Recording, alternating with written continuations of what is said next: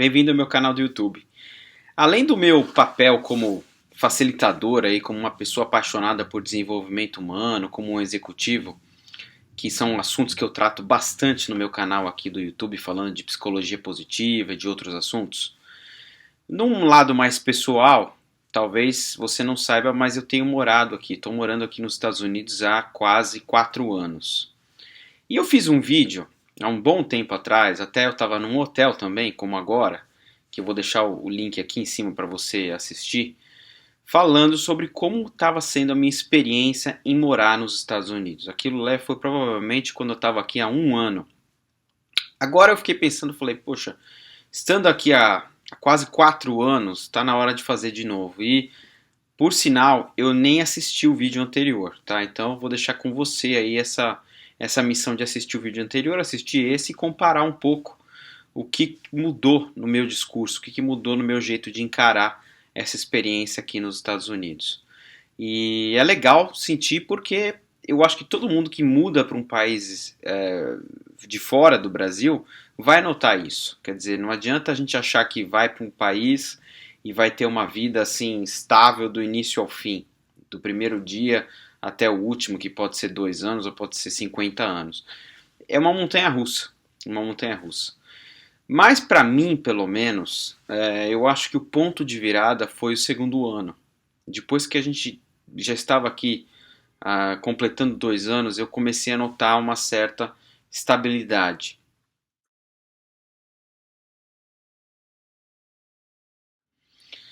O que mudou, né? Quando eu comparo esses 4 anos com aquele início? Eu acho que a primeira coisa que a gente percebe que faz uma baita diferença é o próprio inglês. Então, por mais que você tenha um inglês bom, você sair do seu país e começar a falar inglês todo dia, toda hora, trabalhar num ambiente que você tem que falar inglês o tempo todo, vai melhorar ainda mais o seu inglês.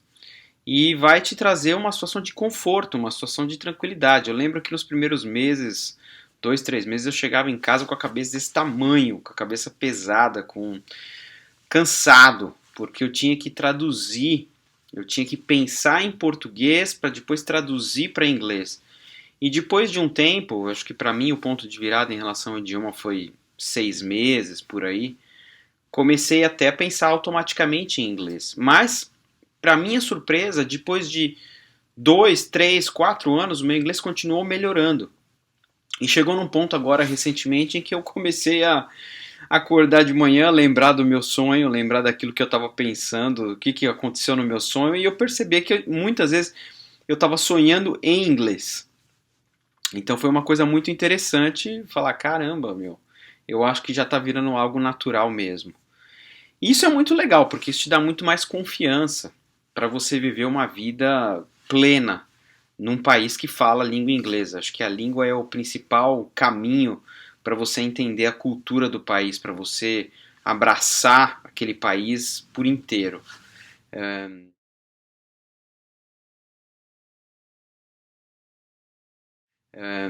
Tem muita gente que mora aqui nos Estados Unidos que vive meio que numa bolha, né? Então, brasileiros ou chineses, onde eu moro, por exemplo, tem muitos chineses. Eu noto que, assim, tem muita gente que está ali há anos, e 5, 10, 15 anos nos Estados Unidos e tem um inglês péssimo, porque são chineses que vivem naquele grupinho deles e provavelmente ficam ali só falando chinês o tempo todo. Respeito, não estou aqui para julgar ninguém, cada um é diferente, mas eu acho que um dos segredos para você ter uma experiência bem-sucedida no exterior é você abraçar a cultura daquele país. E uma das formas de você fazer isso vai ser através da língua, até para você poder se posicionar no seu trabalho, na sua realização como profissional. Então, é uma recomendação que eu dou é tentar sair dessa bolha da nossa cultura. Que foi outra coisa que mudou para a gente desde que nós chegamos aqui, principalmente a partir do segundo, do terceiro ano, a gente começou a ampliar a nossa relação com os amigos. Então é lógico que a gente ainda tem amigos muito queridos do Brasil, que foram os primeiros que a gente formou aqui, e é natural que você, quando você chega num país de fora, você não tem amigos, então você vai procurar os brasileiros. Mas com o passar dos anos, a nossa rede de relacionamentos foi se expandindo, então a gente começou a conhecer e ficar amigo de muitos europeus, de asiáticos, de indianos, até mesmo de chineses em alguns casos, ou de estabelecer uma relação de vizinhança.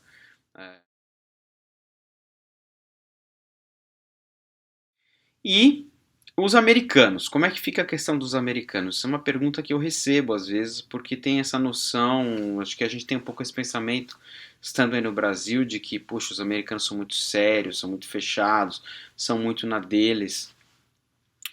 De uma certa maneira, são para a nossa realidade. Lógico que a gente sempre mede os outros pela nossa cultura, né? Então a gente tem que tomar um pouquinho de cuidado com isso para não achar que só a nossa visão de mundo está certa. Mas, depois de um tempo, eu acho que as portas se abrem também. Hoje eu tenho amigos que são americanos e até pelo fato de eu trabalhar, 90% das pessoas com quem eu trabalho são americanos também, e eu percebo que no fundo, são seres humanos como nós, têm os seus momentos de felicidade, de tristeza, os seus momentos de se abrir mais, de estar numa situação emocional mais de abertura, ou de estar num momento ali, não, preciso ter o meu espaço mais reservado. Então, eu já não vejo tanta diferença assim. Talvez no vídeo que vocês vão assistir aí, que eu gravei alguns anos atrás, eu via muita diferença, né? Poxa, os americanos é um jeito, os outros são um jeito completamente diferente. Hoje, pra mim, não noto essa diferença. É quase como se fosse tudo assim. No final, são todas pessoas. É, nada. Outra coisa interessante é a rotina. Eu acho que a gente começa a ter uma rotina de americano. E como é que funciona isso? Então, por exemplo, os americanos eles jantam muito cedo. A gente janta às 6:30 da tarde, 7 horas da noite. Tendência é que você vá dormir cedo também, embora eu ainda sou um cara que luta um pouco com isso, tenho uma dificuldade de dormir cedo, mas em geral, é lógico, você janta às 6:30 da tarde, até porque no inverno, 6:30 da tarde, já está escuro, você vai acabar indo dormir mais cedo, 10 horas, 9:30, alguma coisa assim. Definitivamente, jantar mais cedo para mim se tornou um padrão. Eu não consigo mais. No Brasil, eu lembro que eu jantava às vezes 8 horas da noite, 8:30. Eu chego em casa às vezes com 6:30 da tarde morrendo de fome.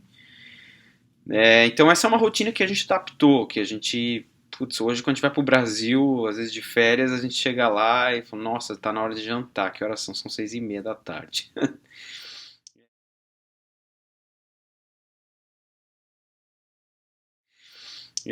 Outra coisa interessante é a rotina deles no trabalho, que no início me incomodava um pouco e hoje eu aprendi a apreciar mais. Eu acho até porque eu já virei um pouco americano também. Quanto mais tempo você fica fora do seu país, mais tempo você vira estrangeiro.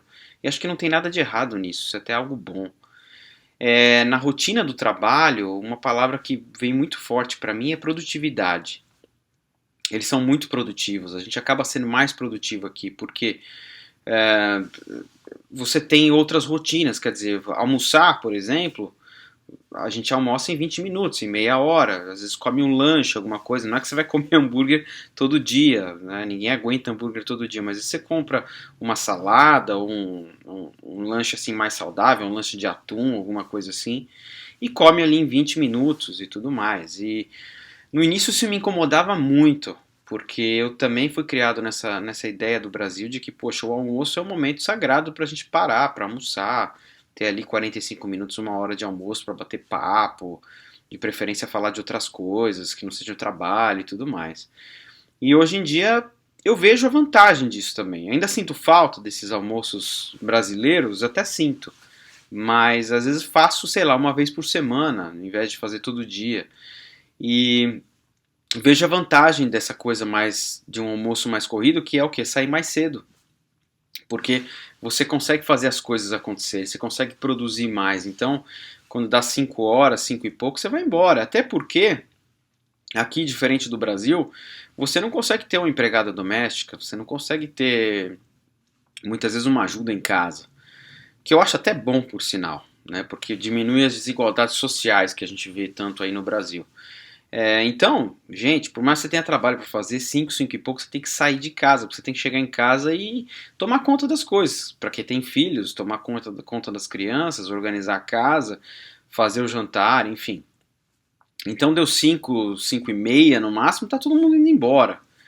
E eu acho isso, no fundo, uma coisa muito legal. Não tem aquela coisa do Brasil que eu notava de até aquele relacionamento hierárquico, de ficar olhando e falando, puxa, né, tá cedo pra ir embora, o que os outros vão achar de mim, que eu tô indo embora agora do escritório, vão ficar olhando pra mim.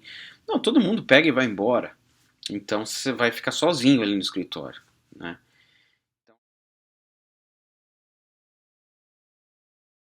Certeza. A relação com o Brasil muda.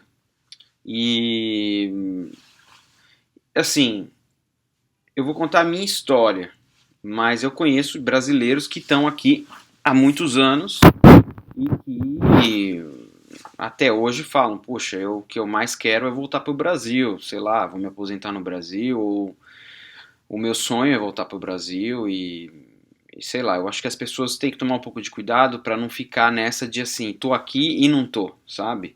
Volta para aquela questão da bolha, que é uma coisa que a gente, desde o início, a gente não quis fazer. Por exemplo, a gente não tem Globo Internacional, a gente não tem acesso à novela brasileira, canais de TV do Brasil. Notícias do Brasil, no início, quando eu vim pra cá, eu acessava muito, ficava todo dia ali olhando o UOL, olhando o Estadão.com, essas coisas todas. Hoje eu acesso, eu dou uma olhada rápida uma vez por semana para saber o que está acontecendo.